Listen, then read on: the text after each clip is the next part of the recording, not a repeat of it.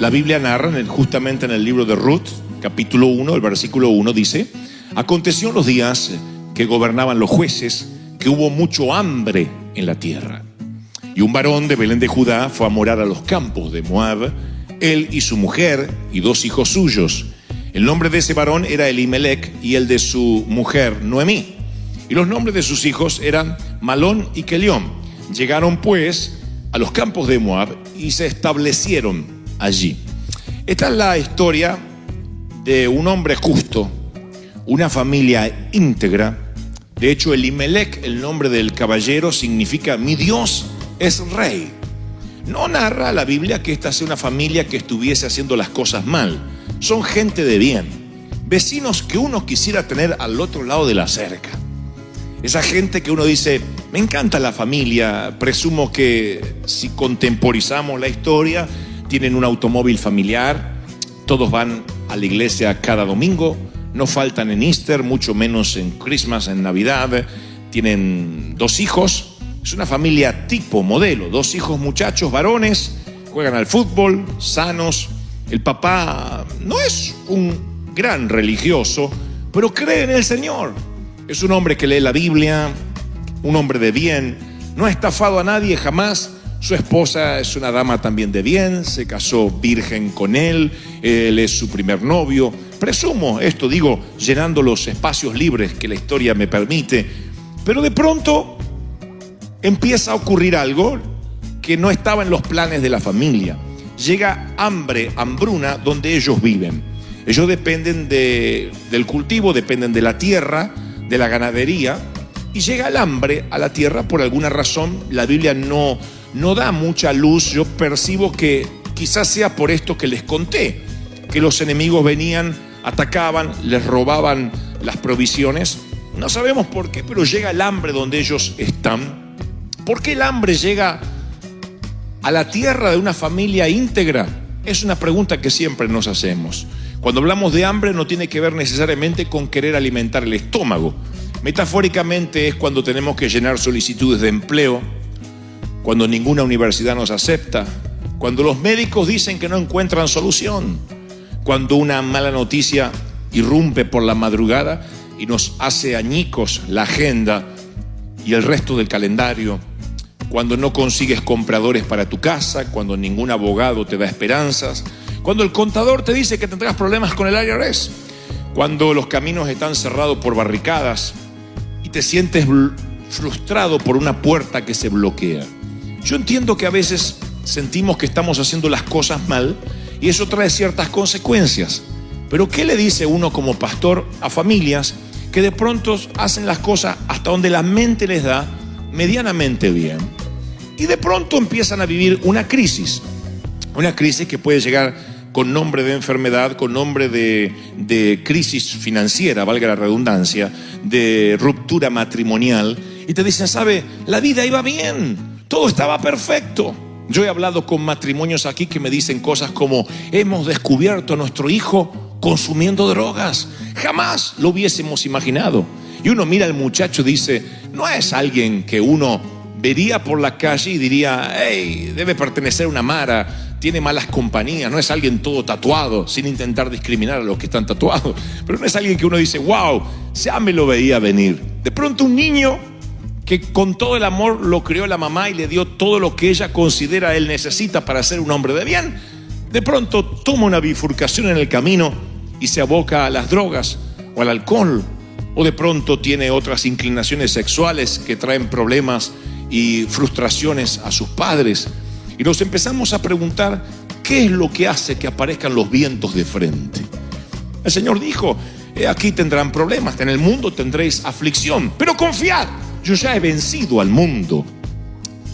En los Hechos de los Apóstoles dice que estaba Pablo con los muchachos, con otros muchachos, otros discípulos, y estaban atravesando la región de Frigia, de Galacia, y dice, y el Espíritu Santo nos impidió que predicáramos, pero vino un viento de frente que no nos permitió avanzar. A mí me encanta leer esto de tanto en tanto, porque la Biblia dice en Apocalipsis que Dios es el que abre y nadie puede cerrar, y el que cierra y nadie puede abrir.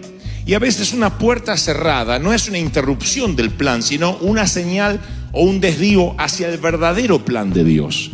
Son las interrupciones de la vida, son esos momentos de hambre, piensen bien, los que nos llevan a posicionarnos luego en otro sitio donde jamás hubiésemos ido, no será causa de esa crisis, de esa tormenta. Steve Jobs, el creador de Apple y el CEO de Pixar, solía decir, entre otras cosas, cuando yo veo lo que he logrado para la humanidad, cuando yo veo a dónde he sido posicionado, siempre trazo una línea de puntos hacia atrás, y la línea de puntos me lleva a aquel momento donde perdí el empleo y estaba en un garage diciendo ¿qué voy a hacer? El salario fijo me había atrofiado la creatividad, pero de pronto el estar allá hizo que hoy pudiera yo estar en esta posición, pero fue aquella crisis la que me reinventó, la que produjo en mí un movimiento de reingeniería para posicionarme. Y la Biblia es eso, continuamente nos enseña de personas que fueron procesados en el desierto para llegar a presentarse como obreros aprobados delante de Dios. No queremos sufrir. Yo evitaría cualquier sufrimiento a mis hijos, les evitaría cualquier desazón, cualquier traición, pero no podemos protegerlos del bullying de la vida, porque eventualmente la vida los ha de golpear y eventualmente vendrán situaciones de riesgo y vientos de frente. Eso es parte de la vida y ignorar eso es como ignorar la muerte. Yo siempre digo, no puedes ignorar la muerte. Tú puedes enojarte contra ella, maldecirla, pelearte, pero no puedes ignorarla, porque la muerte es parte de la vida. Hacia allí vamos todos y tenemos que resolver dónde vamos a ir luego que bajemos al sepulcro. Pero la muerte es parte de la vida. Y como digo siempre, no todos los que han muerto realmente han vivido. Vivir significa descubrir el propósito de la vida. Cuando descubres el propósito de la vida, enfrentas batallas, enfrentas vientos de frente, porque sabes que esas son las materias para recibirte. De otro modo es querer ser médico, querer o soñar o anhelar colgar un diploma en la pared y evitarte el estudio. No puedes evitarte las materias de la vida que eventualmente van a venir. Hasta Jesús tuvo una puerta cerrada. Él en el huerto de Getsemaní pide una salida para la cruz. Él no quiere ir a la cruz. Él sabe lo que va a ocurrir y no quiere sufrir. Es Dios, pero ahora está en un cuerpo de hombre. Y él dice, no, si puedes, pasa de mí esta copa. En otras palabras está diciendo, ¿estás seguro, Padre, que no hay un plan B? ¿No hay otra forma? ¿No hay otro que podría morir en mi lugar? Judas sería una buena opción. Y Dios le dijo a Jesús no en Getsemaní para decirnos sí a nosotros para las puertas del cielo. Y si no hubiese dicho no a su hijo, nosotros, entre otras cosas, no estaríamos aquí hoy. Hasta Jesús tuvo una puerta cerrada. Los vientos de frente eventualmente van a venir. Y no estoy diciendo con esto que te quiero poner triste, por el contrario, sino que cuando viene el hambre, tienes que saber bien dónde estás parado, porque puede que tomes una decisión que te cueste consecuencias que luego no puedas desdibujar, no puedas borrar. Esta familia son los Flanders de los Simpsons. Hacen todo perfecto, pero viene el hambre y toman una decisión que les costará mucho más que simplemente una mudanza. Ellos se mueven de la tierra donde Dios los puso, se van de Israel. La Biblia no dice que Dios le haya dicho algo como muévanse de donde yo los puse, es tiempo de que vayan a buscar comida a otro sitio. No tienen una orden así, simplemente dice y se movieron a las tierras de Moab. En Moab no habita Dios. En Moab tipifica una tierra, un territorio que no es santo, es un territorio pagano. Allí viven los enemigos y allí se van ellos porque oyeron que ahí sí había comida. No le están preguntando a Dios qué hacer. ¿Qué tal si Dios quería decirles algo como permanezcan firmes, aguanten? No es el tiempo de moverse. Pero ellos no le consultan a Dios. En todos los órdenes de la vida hay que permanecer. Si levantas un negocio y cuando tienes el primer revés financiero quieres cerrar, entonces no eres un hombre ni una mujer de negocios. Eres un pusilánime que intentaste jugar al empresario, pero naciste para empleado. Si es que no vas a soportar los avatares que tiene las idas y vueltas del dinero. Y cuando vienen las crisis y los problemas, uno tiene que saber bien dónde Dios te pone. No te muevas de donde Dios te colocó, donde Dios te plantó, sin saber que realmente tienes una orden divina de bajar de la barca. Porque esta familia vive una experiencia familiar miserable. Rápidamente, de un versículo al otro, sin dar mucha explicación, dice algo como: y murió el marido de Noemí allá en las tierras paganas, y quedó ella con sus 2 hijos, y los 2 hijos se casan con mujeres de Moab, de allí. Una era Orfa y la otra era Ruth. Habitaron 10 años y murieron también los 2 hijos, y la mujer queda viuda con sus 2 nueras. No se sabe cómo es que murieron, si hubo una peste, no sé. Pero lo que sí estoy convencido, que una mala decisión va a robarte a tus hijos, va a robarte a tu matrimonio, va a robarte tus finanzas. Una mala decisión, un enroque mal en el tablero, es lo que nos quita de la voluntad de Dios. No hay nada mejor que estar en el centro de la voluntad de Dios. ¿Se acuerdan eso? Es lo más seguro del mundo. Ahora, ¿qué pasa si te mueves? No le preguntas a Dios y te mueves de país solamente porque allí te dijeron que va a haber empleo. Tú dices: ok, yo debo velar por mi familia, sí, pero le preguntaste a Dios, ¿te da paz? ¿Cuánta gente en el proceso de construir una casa pierde el hogar? ¿Cuántos hay que luego de comprar la casa y no tener deuda, no tiene un cónyuge con quien disfrutarlo? O hijos que corretean por la casa porque todos abandonaron al padre en el proceso de la compra. Rico no es el que más tiene, sino el que menos necesita, decía Facundo Cabral, un gran cantautor argentino. Y yo creo necesariamente que las cosas del reino son las que realmente importan, como dice el Señor, las cosas de arriba, no las de la tierra. ¿Qué pasa si nosotros nos empecinamos en construir lo que es terrenal?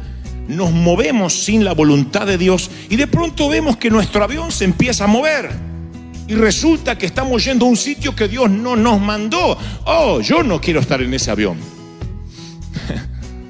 Yo no quiero estar en un pez sabiendo que mi destino era Nínive y estoy yendo para Tarsis.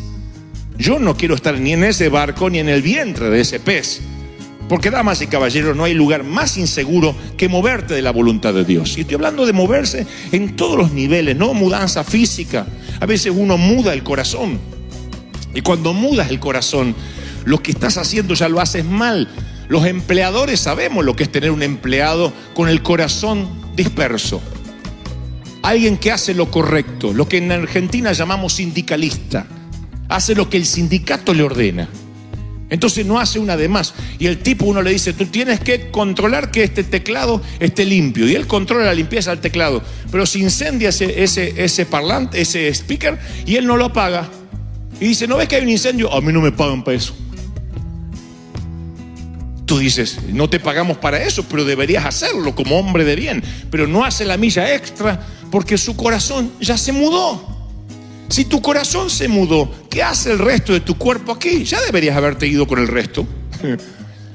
Pero si tu corazón está, puedes estar seguro que dice: bueno, tengo hambre, no estoy pasando mi mejor momento, pero es este el lugar donde me planto. Esta familia toma una pésima decisión, pierde su esposo, se transforma en viuda, pierde sus hijos, está con sus 2 nueras y escucha una noticia. Pasan 10 años, una década, y escucha una noticia: que de la tierra donde salió hace 10 años, Jehová había visitado la tierra y les dio pan. Y ahora volvió el pan, volvió la comida, los graneros llenos, los lagares rebosados. Y cuando ella se entera de esa noticia, hay 2 cosas que hace para que ustedes no se depriman. Porque ella primero se entera con sus nueras que Dios visita la tierra. Y entonces, de pronto, ella dice: esto es lo que haré. Inmediatamente dice: y entonces se levantó. Se levantó. Eso habla de que estaba, no sé si literalmente o metafóricamente, estaba tirada por el piso. Porque cuando uno pasa mucho hambre en cualquier ámbito de la vida, uno tiende a bajar los brazos. Entonces dice: ella se levantó. Y alguien hoy, esta mañana, tiene que escuchar esa palabra. Lo primero que tienes que hacer es casi infantil, pero tienes que levantarte de tu situación. No te quedes allí. Dios dice: no te entregues, no bajes los brazos. No puedes ayudar a otros si no te levantas primero. Tienes que ceñirte, levantarte y decir: hasta aquí pasé hambre, pero nunca más. Tienes que levantarte. Porque, ¿saben? Hay gente que se levanta pero no sale del lugar. Porque hay gente que crónicamente vive lo mismo. Y uno dice, puede ser. Yo se los conté. Vieron que hay mujeres que eligen mal sus esposos, sus parejas, sus relaciones. O hombres también que eligen mal. Pero se da más el caso de las mujeres que agarran un vago, un sinvergüenza, y dice, pastor, salí de esa relación. Menos mal que ahora Dios me dio otro. Uno lo mira y dice, volví a la anterior porque este es una versión desmejorada de la anterior. ¿Y por qué siguen en lo mismo? Porque se levantan, Dios les habla, pero no salen del lugar. No cortan lo que tienen que cortar. Tienes que cortar Moab para poder comer en Israel. Si no cortas la tierra pagana, no vas a comer pan. Tienes que cortar. Hay relaciones tóxicas que hay que cortar. Hay relaciones, como digo siempre, que te drenan, te vampirizan. Hola, ¿cómo estás? Y te drena. Y te quedas como los perritos atropellados así, después que se va. ¿O no? Porque te drena. Ay, pero es mi comadre. Pero te drena. Orá que se vaya al cielo, que la pongan en otra nube, pero que no te la carguen el barco. Amamos a todo el mundo, pero nada nos obliga a ser socios de todo el mundo. Entonces hay gente que te drena y son relaciones que hay que cortar. Porque piensas, desde que estoy en pareja, desde que tengo esa relación, desde que estoy con mi cuñado, desde que me asocié con fulano, empezaron a pasar las cosas terribles. Y se empiezan a desencadenar una serie de eventos, valga la redundancia, encadenados a partir de este efecto dominó de tomar una mala decisión. Entonces tú te levantas, Señor, quiero vivir en victoria, pero no cortas lo pagano. Si no cortas lo que está en Egipto, no puedes entrar a la tierra prometida. Es un principio. Eso es así.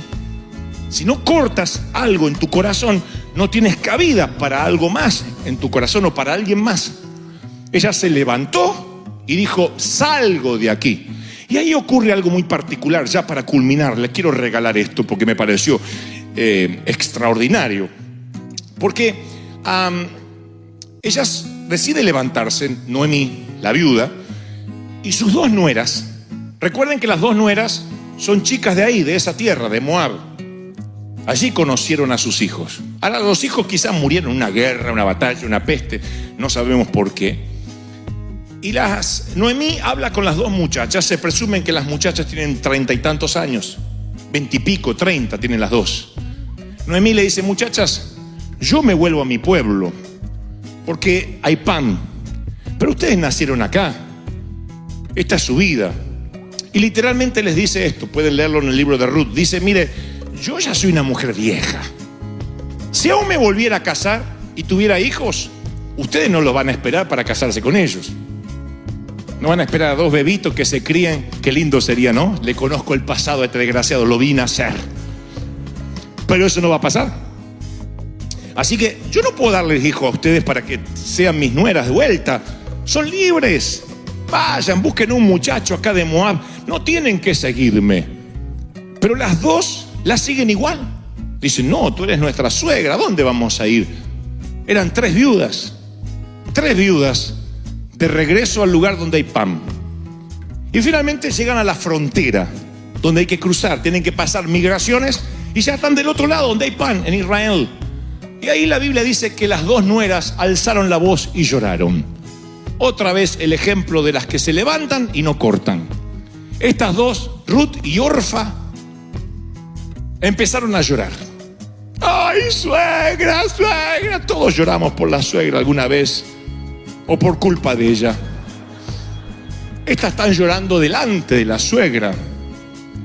Las dos, la Biblia dice que alzaron la voz y lloraron. Las dos besaron a la suegra. Pero Orfa, que significa obstinación u obstinada, regresó a los campos de Moab.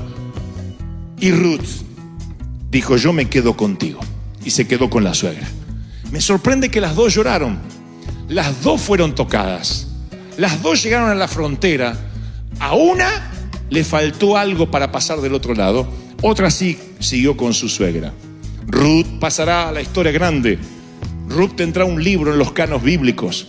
Ruth estará en las celebridades de los héroes de la fe. Orfa se lo perderá porque piensa, mejor me consigo un muchachito por acá, y se volvió.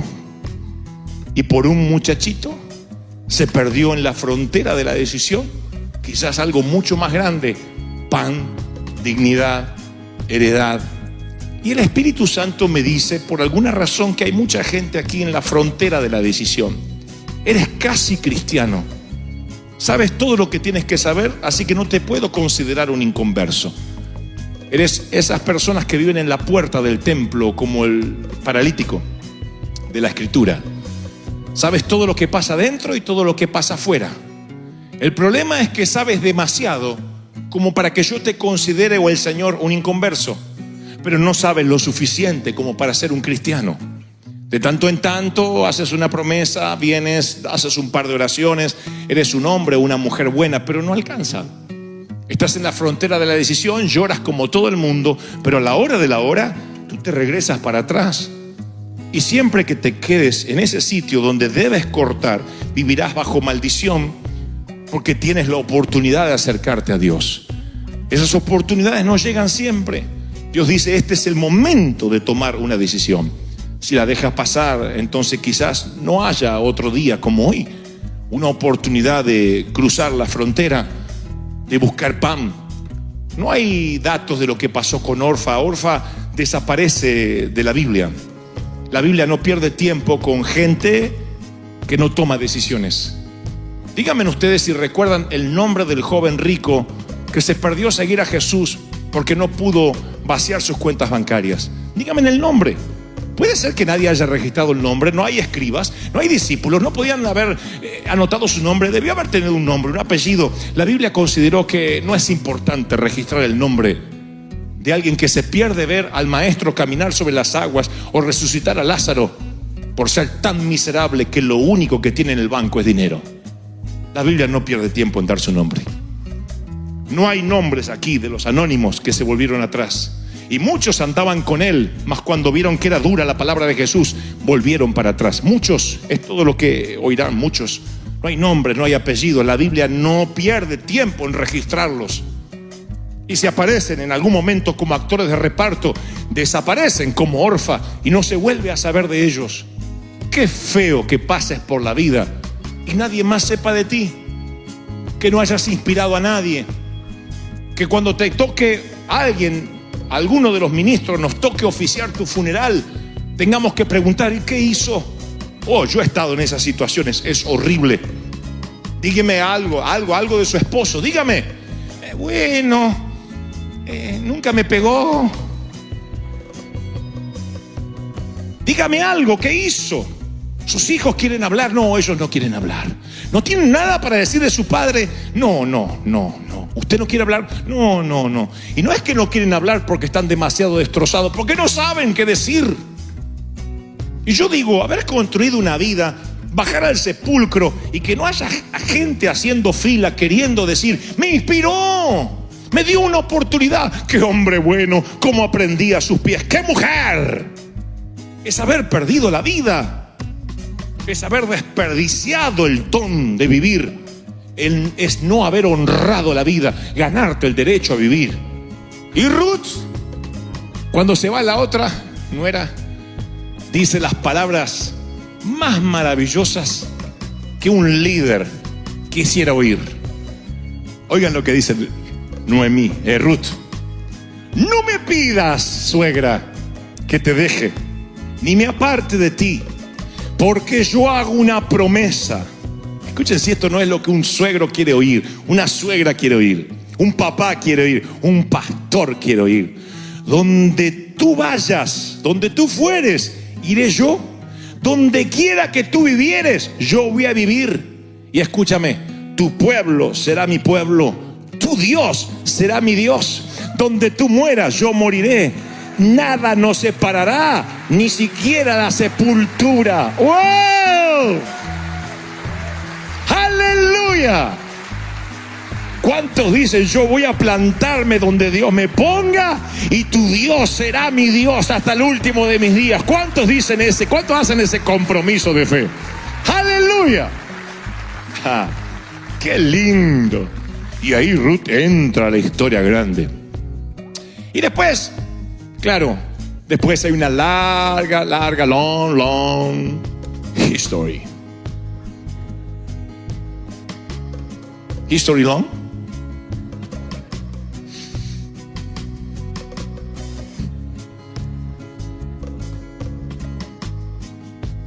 Son las dos viudas que van detrás, recogiendo las migajas de las demás familias, porque había una ley en Israel que decía que cuando las familias cosechaban, tenían que dejar un poco de residuo, de desechos, para que las viudas que no tenían derecho a la heredad por no tener esposo, pudieran también comer. Era una ley mosaica, una ley de Moisés. Entonces las familias no podían cegar a fondo, tenían que dejar caer semillas. Podían recoger el 90%, el 98% de la cosecha. Un 2% tenía que quedar las gavillas en el piso. Y con la vergüenza de la tarde, cuando el día ya estaba en cierne, venían las viudas y nadie les decía qué están haciendo, y recogían las migajas de lo que pudo haber sido una heredad completa. Saben que como pastor también me he encontrado con gente así. Hoy pudieron ser otra cosa de lo que son, y sin embargo se conforman con migajas. Debe ser triste, ¿no? Digo, debe ser triste llegar a los 40, a los 50, a los 60 y ver que ya no puedes volver para atrás. Ver que no puedes cambiar la vida, que lo que está escrito está con tinta, que no lo puedes borrar. Y entonces dices, Señor, ¿y qué me queda? Migajas. Pero también debe ser fascinante que Dios te hable como hoy y que diga, estás a tiempo. Levántate, sal del sitio donde estás y regresa a casa. ¿Quién sabe si te pasa lo de Ruth? ¿Qué tal si alguien se enamora de ti? ¿Qué tal si luego, pudiendo vivir el resto de tu vida con migajas, tienes la heredad completa? Esa podría ser un buen final para ti también. Dios podría bendecirte. Dios siempre tiene un buen final bajo la manga. Recuerda, eres el muchachito de la película. Eres la muchacha de la película. Y el muchacho y la muchacha de la película nunca mueren. Siempre terminan con la chica adecuada. Siempre terminan antes de los títulos finales con una sonrisa. Tú estás en el flyer, en el afiche de la película. Así que nada malo puede pasar, no eres el villano. Dios está de tu lado, pelea las batallas y quién sabe, tal vez, debiendo comer migajas, Dios te da una mesa de pan, porque sus misericordias son nuevas cada mañana y te dice, bienvenido hijo pródigo a casa. Bienvenido a casa. Vamos a dar un aplauso al Señor de señores, decirle, Señor, gracias porque siempre hace las cosas nuevas. Vamos, ese aplauso tiene que ser grandioso al Rey de Reyes.